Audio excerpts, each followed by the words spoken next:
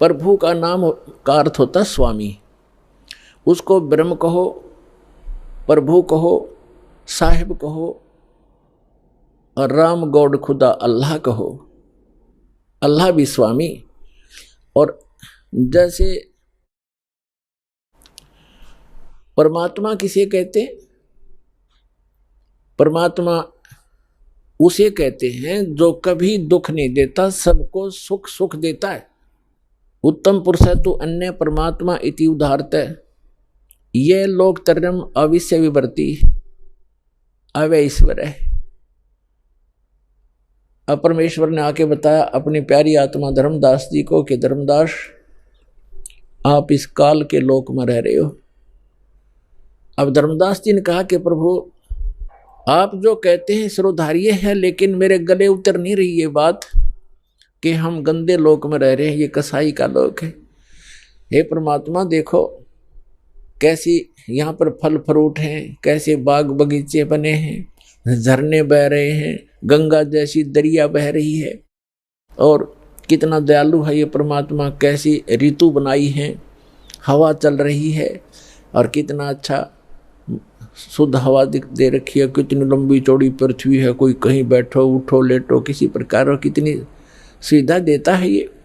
इसको कैसे हम मानने कि ये भगवान नहीं है? तब परमात्मा ने बताया कि धर्मदास जैसे कसाई बकरे पालता है, उन बकरे और बकरियों के लिए वो कितनी सुविधा करता है, जिसकी अच्छी सेल होती है।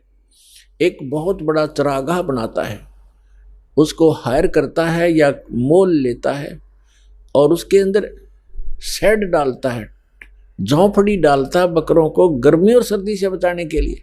उसमें जगह जगह तालाब बनाता है, छोटी छोटी तलैया सी, उनको पानी से भर कर रखता है, उनके लिए घास फूस वहाँ व्यवस्था कराता है।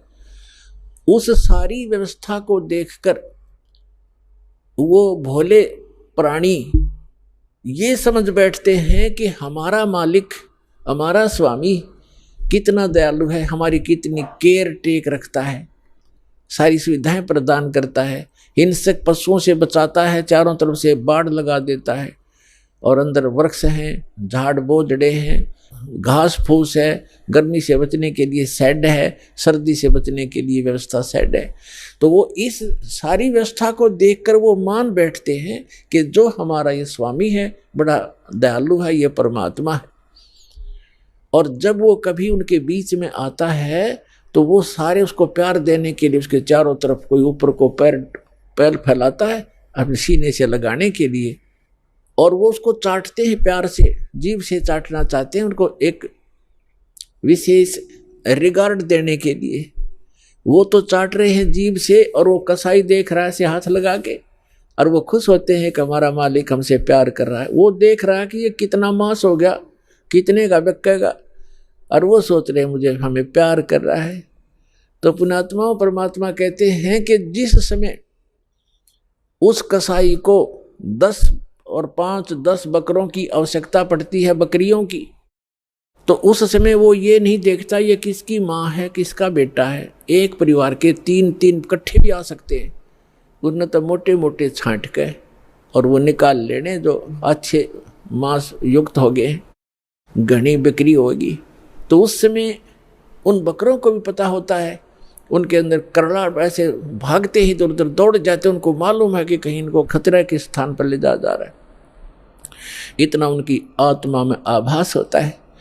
तो कहने का भाव ये है कि इसी प्रकार जो यहाँ की सुविधाएं आप देख रहे हो धर्मदास, परमात्मा कह रहे हैं कबीर भगवान, इन सुविधाओं को देखकर तो ऐसा लगता है जैसे बड़ा दयालु भगवान है, और उस समय तुम्हारी बुद्धि पर पत्थर गिर जाते हैं। किसी का बेटा मर गया, किसी की बेटी मर गई, एक परिवार के 3 4 सदस्य मर जाते हैं।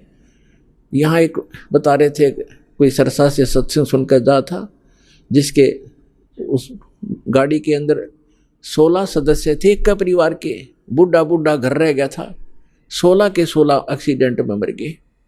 बताओ पुण्यात्मा, और उनकी कार और कोठियाँ और बड़े सारी व्यवस्थाएं थी, कुल नाश हो गया उसका। तो कहने का भाव ये है कि उस समय बुद्धि कहाँ जाती है आपकी, ये सुविधाएं किसने दे रखी थी, ये फिर क्यों छीन लिया 1 मिनट में। तो इसको काल कहते हैं, और जो केवल सुख सुख दे उसको दयाल कहते हैं, उसको परमात्मा कहते हैं। आप इसको परमात्मा मान बैठे हो, लेकिन ये परमात्मा नहीं है।